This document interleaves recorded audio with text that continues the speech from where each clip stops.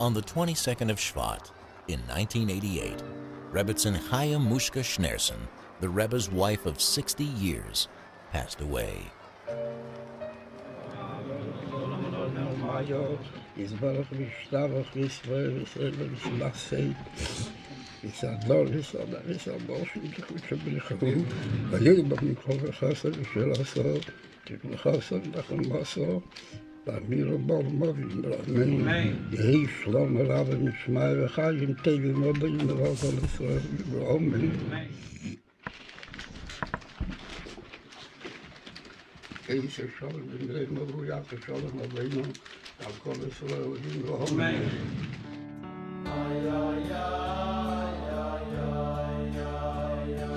Zeit, was mir nötig sagt, in der Abteilung Kornecha, Klau Gordon und Teva, das ich verbunden mit Wahachai, Yosim Liebe, und gerade noch als das ich Achille, Mishmor, der Rest genommen, sie gewähren Chaya.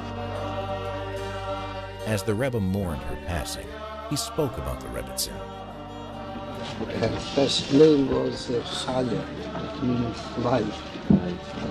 That is the name that was being inscribed on her Natsele. That means that it is perpetual even after the life in this earth till transformation. I hope it will be very soon. I hear she was a wonderful, wonderful woman. In my opinion, it is underestimated. That's underestimated. Many God Almighty knows all the truth.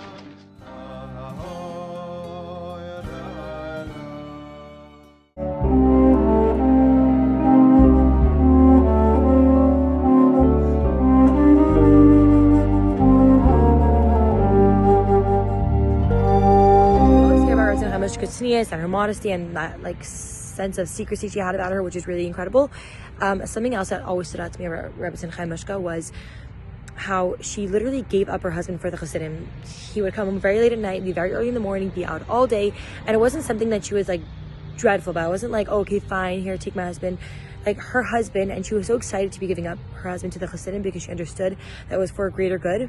And I think that's incredible, and a huge lesson we could take from that is that sometimes we have to give up something from our own comfort, something we don't necessarily want to give up, because we understood that there's a greater good to it. And whether that means for shlichus or holding ourselves back from doing an avera or doing a mitzvah or being kind to someone else, whatever it is, that sometimes we have to go out of our way, go out of our comfort zone, do something we don't necessarily want to be doing. It's not comfortable for us, it's not fun for us, because we understand that there's a greater good.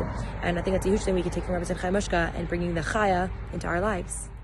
I would say the way I infuse chaya, life, passion into my life is really to find joy in the little things and to hype myself up, to get excited, to put love and energy really into everything that I do.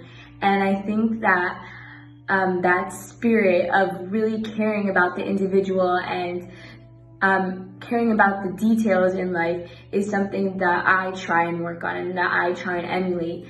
Learning from Rebbetzin Chaya Mushka and her strength in caring for others and caring about every single individual that she had in her life.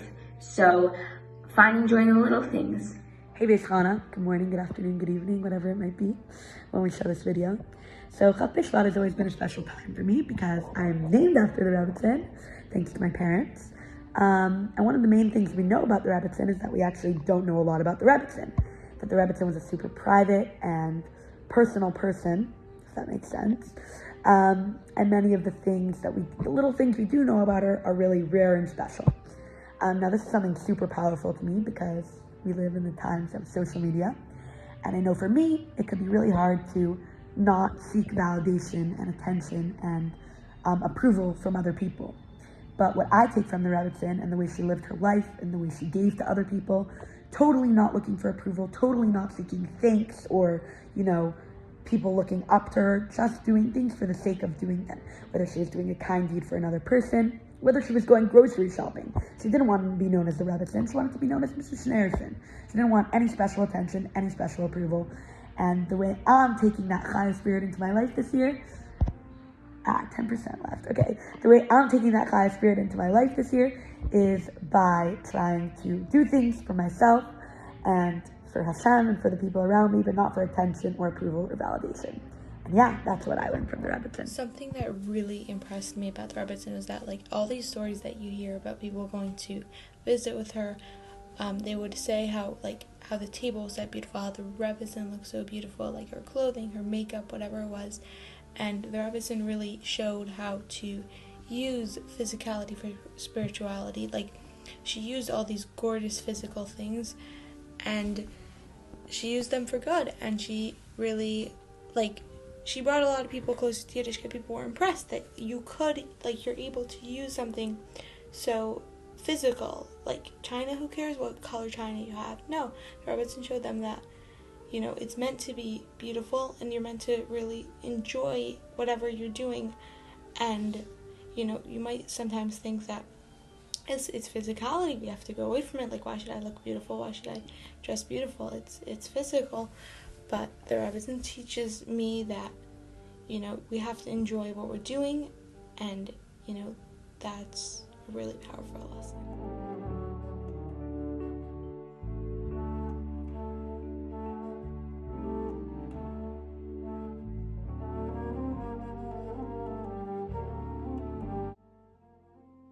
Mrs. Gorlin Lassner's parents and grandparents knew the Rebbe and Rebbitzin from Europe. On this occasion, she accompanied her parents to visit the Rebbitzin. When we came to their house, the women went in first. My mother, myself. And the men were in the car. They weren't sure. She right away said, "What do you mean they're sitting in the car? Borya?" I mean, my father was Boris, and in Russian, he was Borya Zinovich is sitting in the car. He must come in, and your husband must come in. And we came in, and we had tea and cake, and I don't know, it was very special for me because she spoke to my father in Russian, and my father's look was as though he was transported to a world where he looked so young, so excited, and the two of them speaking with great animation. And then she talked to me. She would address my husband. She would ask what we did in South America, and what was very special, I felt, as we were, and it took quite a while. It was quite a long visit, and we sat there, and in fact, you were very conscious. Should we get up? Do we leave now? And you almost had a feeling, no, please stay, let's talk, tell me what you're doing, tell me about your children, tell me about everything that's gone on, with great interest, and also with not only just saying, isn't that nice, isn't that sweet, but a discussion right to the point, and do you do this? In other words, the conversation had really a flow to it. And then something that she said, which was wonderful, was, my husband comes home very late. He sometimes comes home 2, 3 in the morning. And when he comes home, I am going to have so much to say to him about this special visit. I don't know, because you cannot not be conscious of the position of the Rebbe and the importance, but it just brought it to such intimacy and to such strength, and we walked away elated, as though we had visited with good friends with a woman that I had really not known, and that and it was something very special. And unfortunately, shortly thereafter, she passed away. But I would like to tell one story that I had asked her. We were speaking about activities and what do you do, and do you go shopping? I mean, I didn't know what to ask because I was fascinated also. It was a look into a way of life.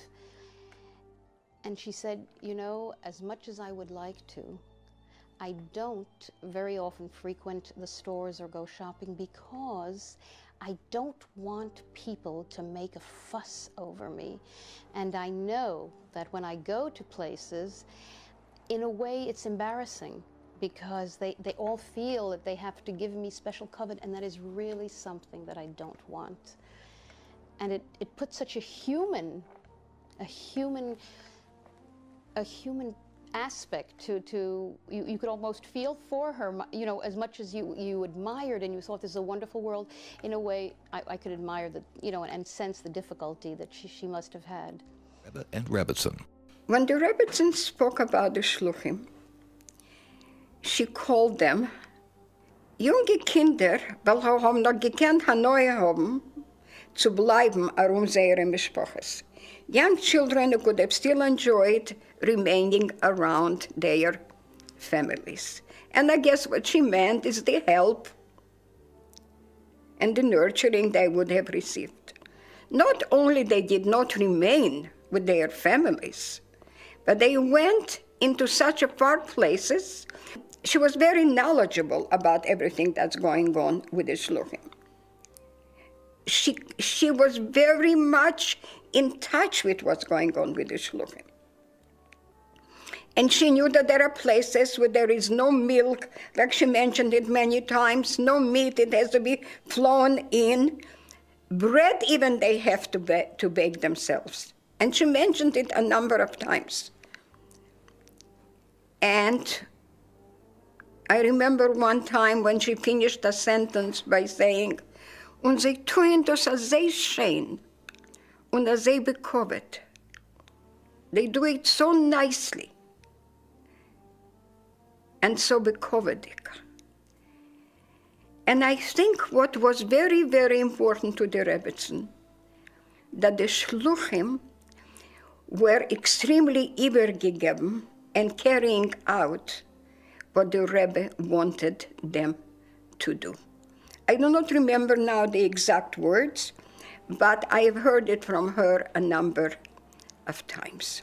There was one time when I went into the Rebbetzin, and the Rebbe and this table in the dining room was full of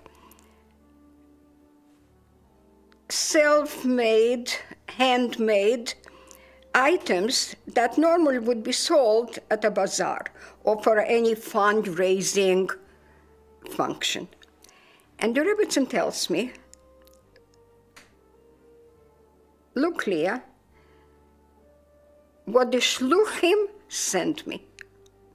Again, I'm not even beginning to convey the type of a voice that was used or her expression when she said it.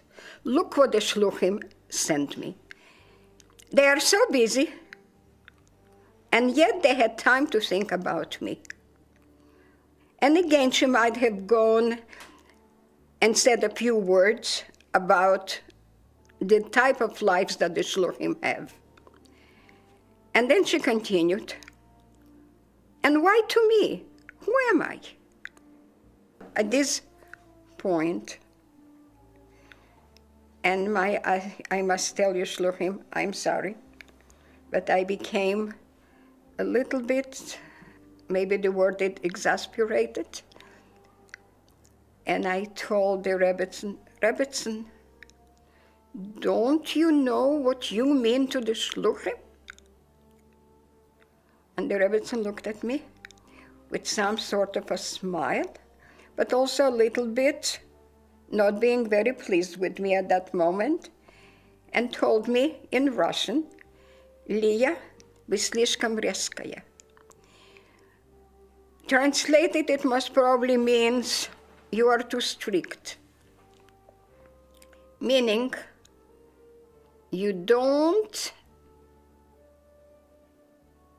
give enough credence, or you don't really understand the hardships of that the Shluchim goes through.